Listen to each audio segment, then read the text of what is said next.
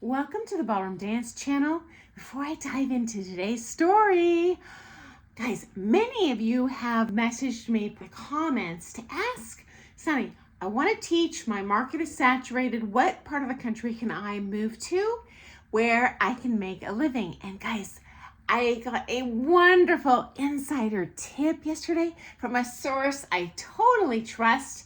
Okay, guys, the hot market right now, go to Bozeman, Montana. Apparently, there's only one local ballroom pro there that's within reasonable driving distance, but there's a whole existing ballroom community in need of your services. Please, let's do them a favor, do yourself a favor. It sounds like a wonderful opportunity. I mentioned that the going rates there are quite cheap, but think about it. It's Montana. They're not short on land. I'll bet you a big part of the reason they're cheap is they're playing dirt cheap floor fees, which means either way you get paid. So hey, look into it if you're one of those people that reached out. Okay, today's story. I shared this one a couple of years ago on my channel, but worth sharing again because it is rich. And I've posted a couple of videos recently on social dancing for competitors. It's generated a lot of conversation from you guys. So here goes. Number one, when I owned a ballroom dance studio, I hosted up to 5 ballroom dances a week. It was the largest studio in the country, so we had a big biomass. But yeah, I've hosted a lot of dances. And that means I have occasionally had to kick out people myself. Why have I done this? Okay, in my case, every time for the ballroom dances, it was someone exhibiting ungentlemanly behavior. And each time it did happen to be a dude who would freak out on someone on the floor and yell at them, even name call. And you know what? That's not what ballroom dancing is about. Bye-bye. I also hosted weekly West Coast swing dances.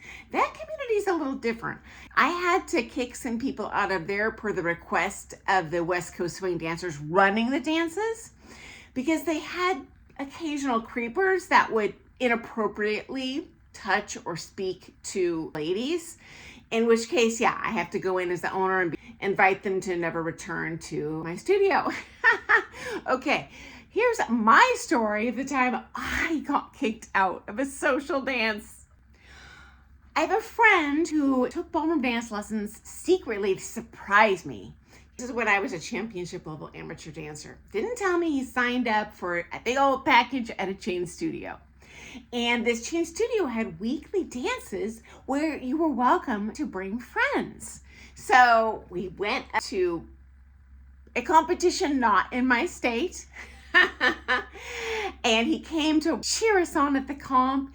And he invited us to his studio's social dance party that night. And we were so excited. First of all, being as champ level competitors, we love us some social dancing. Secondly, I could not wait. I felt like I was the CIA getting to see on the inside of how these things work. Because it's one thing to hear secondhand, another thing I get to see it in person. Yay!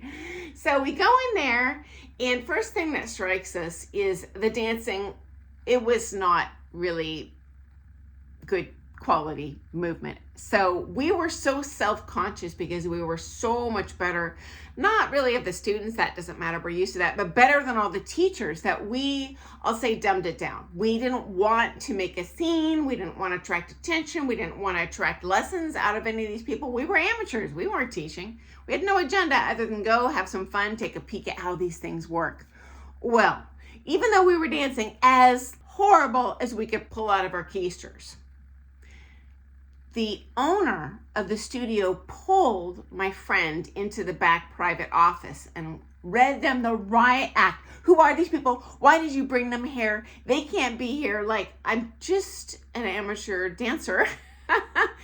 And honestly, guys, there was good reason to, because when they pulled my friend back to the give you a spanking room, I would say 12 of the people there, and this is not a big social dance, guys. These studios don't have a big footprint. At least this one didn't.